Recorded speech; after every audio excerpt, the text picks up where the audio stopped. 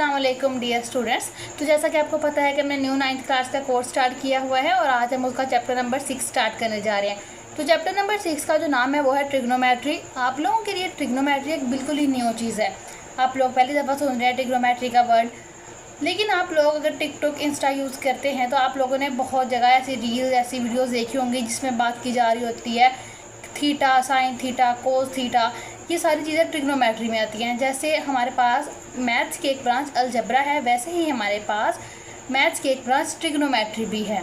Trigonometry में क्या होता है कि हम चीज़ों को एंगुलर वे में देखते हैं। अगर किसी चीज़ में कोई चेंज आ रहा है तो कितने एंगल का आ रहा है, किस एक्सिस के रिस्पेक्ट आ रहा है, किस तरह से आ रहा है।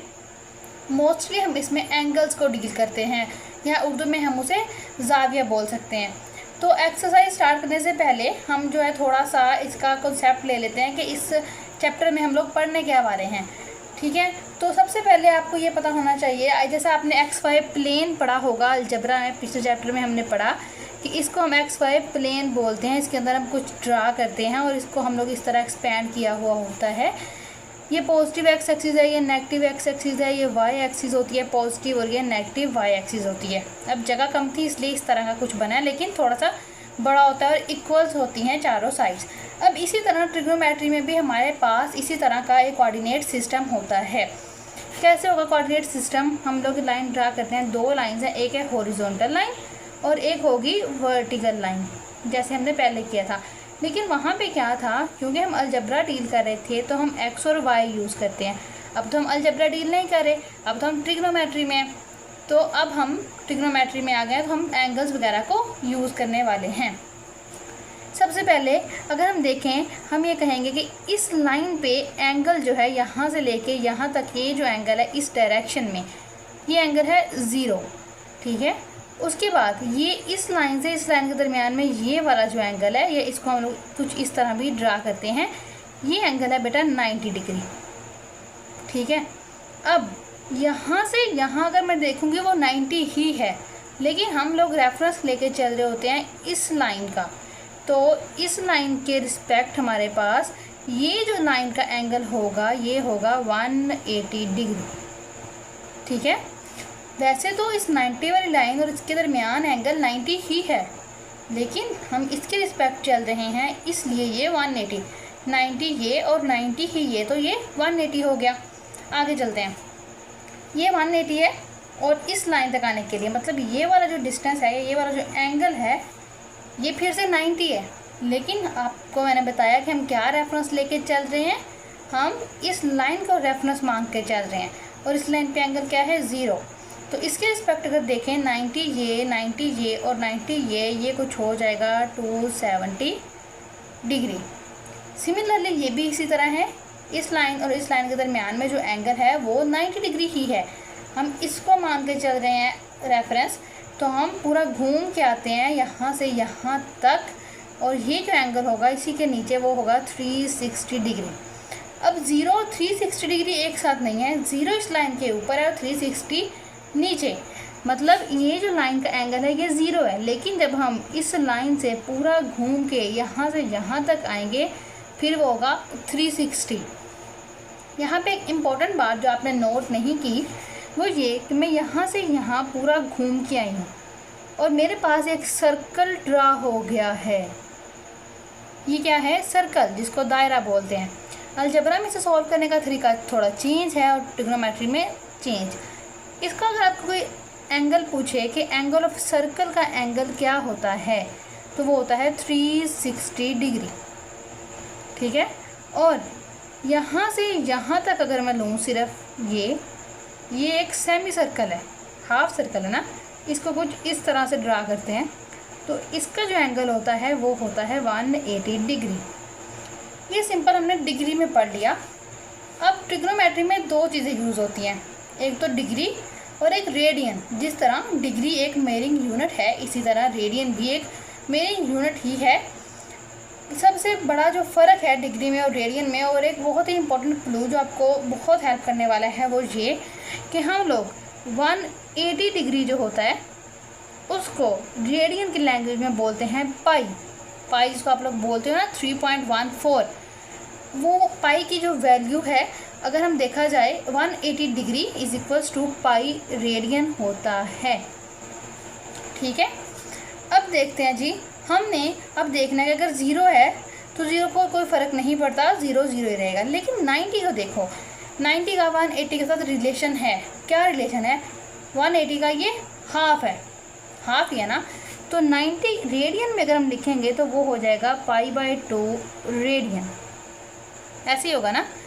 उसके बाद 180 तो हमें पता है कि ये पाई रेडियन ही है। उसके बाद यहाँ पे आओ 270, इसका भी 180 के साथ रिलेशन है, 90 डिग्री का रिलेशन है, मतलब π/2 का रिलेशन है। पाई के अंदर हम लोग π/2 ऐड करते हैं, पाई ये और ये वाला फिर से π/2 या ना, मैंने क्या कहा था, यहाँ से यहाँ तक का जो डिस्टेंस है, जो एंगल है, डिस्टेंस नहीं, हम रियली सॉरी, एंगल जो है वो π/2 है, यानी कि 90 है। इनको जब हम ऐड करेंगे तो इसका मतलब है ये आ जाएगा 3π/2 रेडियन। ठीक है, आगे चलते हैं। 360 को हम कैसे लिखेंगे? ये है हमारे पास 2π रेडियन, ऐसे ही है ना। 360 डिग्री क्या होता है? 2 × 180, तो 180 क्या है? पाई, तो 360 degree is equal to 2π radian हो जाएगा। रेडियन और डिग्री दोनों ही मेजरिंग यूनिट्स हैं, तो आपने कंफ्यूज नहीं होना। ये जो ये चीज़ें हैं 2π, 3π/2, π/2 और एंगल्स वगैरह, ये बहुत सारा यूज़ होगा आगे। एक और बात क्या होती है, अगर हम साइन 0 करें या 360 डिग्री करें तो आंसर हमेशा आएगा सेम। किसमें? को टर्मिनल एंगल में।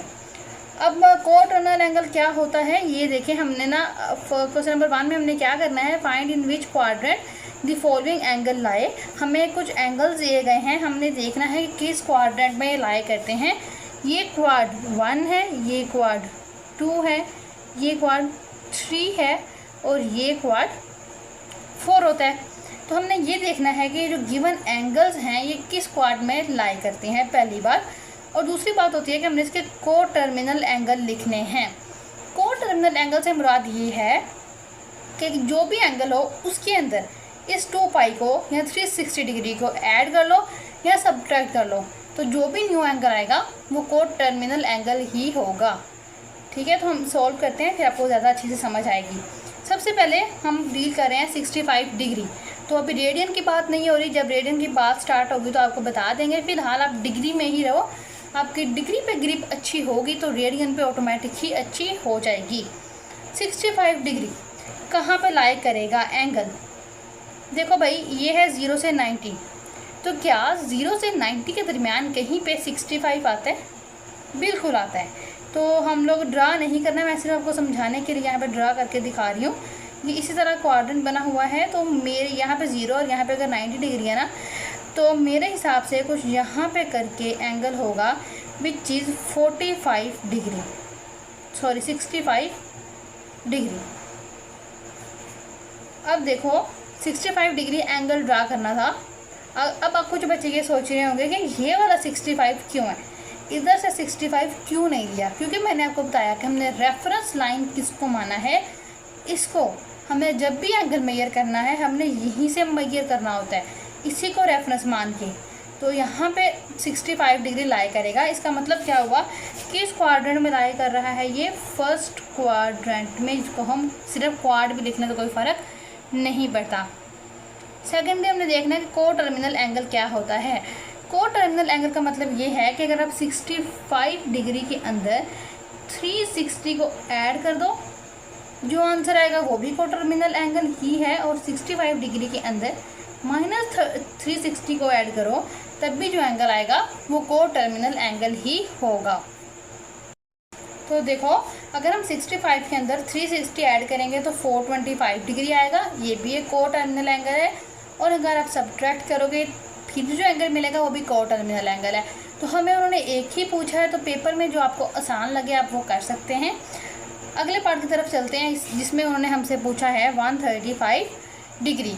इसका भी हमने को टर्मिनल एंगल बताना है और उसके साथ हमने बताना है कि किस क्वाड्रेंट में लाई करता है। देखते हैं हम कि 135 कहाँ लाई करता है। देखो, इस क्वाड्रेंट पे गौर करो, जब भी हमने पढ़ा है इसमें देखो 135 कहाँ पे आएगा, ये है 0 से 90 के दरमियान, उसके बाद ये जो है 180, तो मेरे हिसाब से 135 यहाँ कहीं लाई करेगा 90 और 180 के दरमियान। इसका मतलब क्या है कि कौन सा क्वाड्रेंट हुआ, हम यहाँ लिखेंगे कि सेकंड क्वाड्रेंट में ये लाई करता है। मैंने आपको पहले भी बताया सिर्फ क्वाड भी लिख सकते हैं, लेकिन हम पूरा क्वाड्रेंट लिख लेते हैं। आगे चलते हैं, आगे हमने ये बताना होता है इसका को टर्मिनल एंगल। तो को टर्मिनल एंगल आप लोग लिखोगे कि इसका जो को टर्मिनल एंगल है वो क्या होगा, 135 डिग्री प्लस 360 डिग्री कर लो या माइनस कर दो। मैंने आपको बताया कि एक ही बात है, दोनों ही आंसर सेम आएंगे। एक और इम्पोर्टेंट बात, जब आप कैलकुलेटर यूज़ कर रहे होंगे, अगर आप डिग्री में सॉल्व कर रहे हैं तो आपको पता हो कि आपका कैलकुलेटर डिग्री में काम कर रहा है या रेडियन में, वरना क्वेश्चन गलत होने के चांसेस होते हैं। आगे चलते हैं हम, अगला हमारा क्या है -40।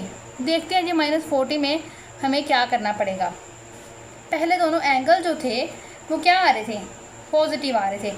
अब वाला एंगल क्या आ गया है, नेगेटिव आ गया है। अब हमने ये देखना है ये जो -40 है ये कहाँ लाई करता है, किस क्वाड्रेंट में है, क्योंकि अपेरेंटली तो हमें नहीं पता चल रहा ना कि किस क्वाड्रेंट में है। तो मैंने आपको क्या कहा था कि अगर हम 360 डिग्री ऐड भी करेंगे, क्योंकि 360 डिग्री ऐड करने से कोई फ़र्क नहीं पड़ता, आंसर सेम रहता है, तो हम -40 का तो हम डायरेक्टली नहीं बता सकते कि बेटा ये किस क्वाड्रेंट में लाई करता है। आप इसका बताओ को टर्मिनल एंगल। को टर्मिनल एंगल जो है वो क्या होगा, -40 के अंदर हम लोग 360 जो है वो करेंगे ऐड। -40 और 360 जब हम करेंगे ये ऐड नहीं सब्ट्रैक्ट होगा, तो ये आएगा 320।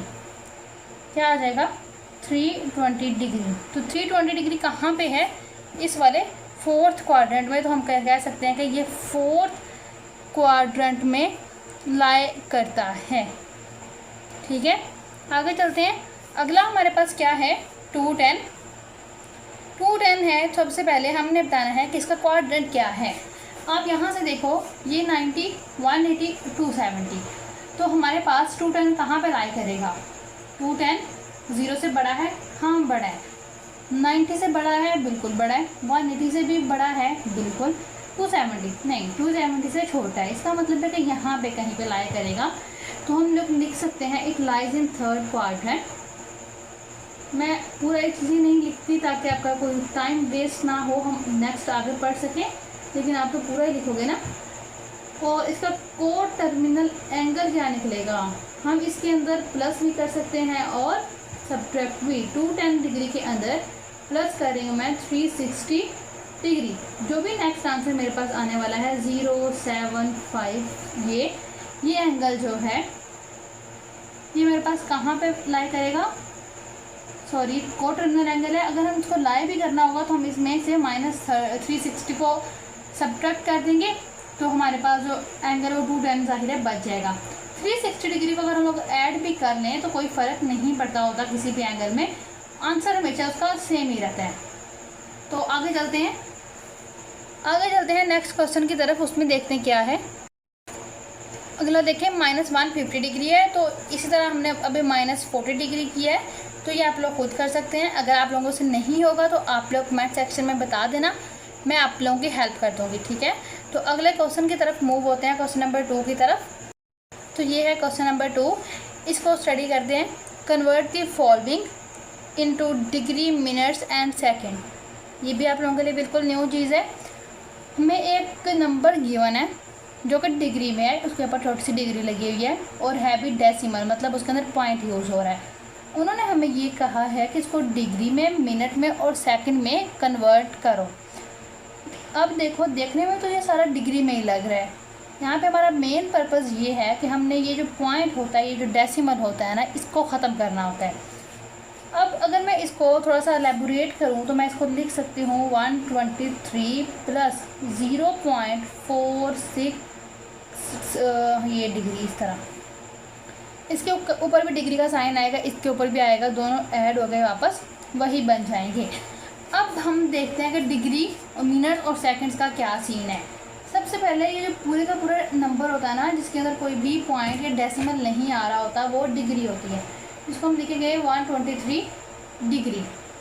ठीक है, उसके बाद ये जो पूरा डेसिमल वाला नंबर होता है, इसको आपने किससे मल्टीप्लाई करना होता है, 60 से। 60 से मल्टीप्लाई करना है, जो भी आंसर आएगा आपके पास वो हो जाएंगे मिनट्स। पूरा मिनट्स नहीं होगा, ये कुछ आंसर मेरे पास आ रहा है, ये देखें 27.36। तो इसमें से पूरा नहीं आएगा, सिर्फ ये इसमें जो 27 है ये वाला, इसको हम लिखेंगे कि 27 मिनट्स हैं।